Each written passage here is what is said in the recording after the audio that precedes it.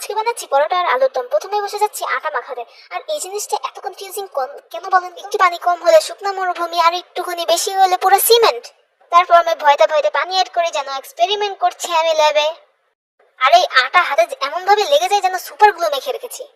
আটাটা মাখানো হয়ে গেলে কিছুক্ষণ রেস্টে রেখে দিয়ে আমি আলু কাটতে চলে আসি। আলুগুলো ছিলে ধুয়ে তারপর আমি বড় বড় কিউব করে কেটে নিই।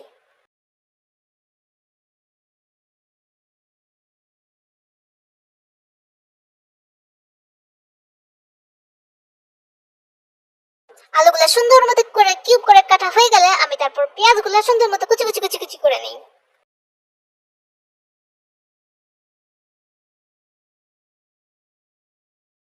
তারপর একটা কড়াই নিয়ে চুলা জ্বালিয়ে শুকনো মরিচ, পেঁয়াজ আর আলুগুলা দিয়ে একটু তেল দিয়ে ভেজে নিব। হলুদ, লবণ আর একটু আদা রসুন দিয়ে ভেজে নিব কিছুক্ষণ। আলুগুলা ভাজার সময় তেল এমন শব্দ করছিল যেন খুব রাগ নিয়ে ফুটছে। আমি কিন্তু এক চুলায় আলুগুলা ভাজছিলাম আর আরেক চুলায় রুটিগুলা বেলে সেঁকে ফেলছিলাম। দেখলে তো তোমরা কত কাজের আমি। তারপরেই তো গরম গরম রুটি আর আলুর দম রেডি।